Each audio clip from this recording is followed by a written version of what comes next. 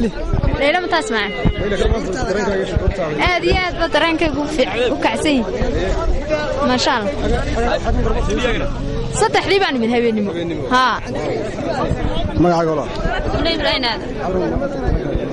درانك ما عبر كرا توادرك ساعة صدح لي بان من إلا إمكان تاجناهي ونكون فرحسنا هاي سنة جورة السمالان مال تذكر سمالان مال كستي شوقا ونحبليني ونحلي سنة جورة وعن عدو جاي تذكر عن يعني مسنين سمالان سواء قن سنة وحلي هاي سمالان وساعتين كيسو جاي وسامر فندا مصطفى هذه درانك وين ما دام ما أنت ما دين مي إنه حني لها كبر سنة كسنة كيسين إنه جارسي عارف ما القبي ولا بيعتراف بوحة أحنا مدير الله ساعة كل حدي شنتي وانتاج أحنا دريمة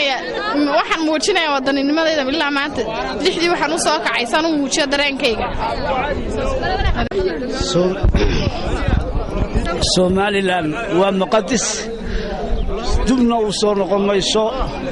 caalamkana waxaan leenahay sidaa darteed waa in caalamkuna aqoonsadaan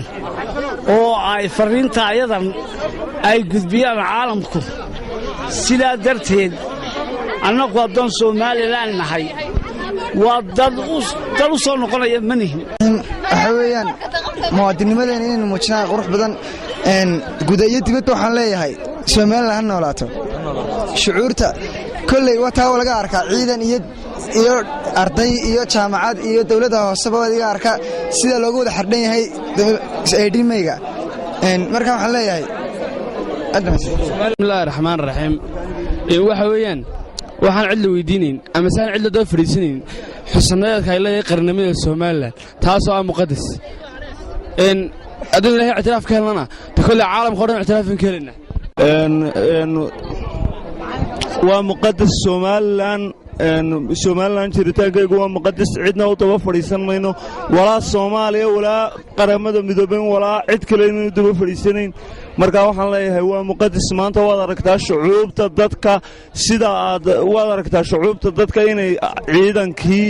qaranka oo dhan boolis ha ahaada military ha ahaada iyo waliba ardaydii iskuulada ardaydii jaamacadaha wasaaradii sida fiican ee loo soo agaajimay Somaliland ha noolaato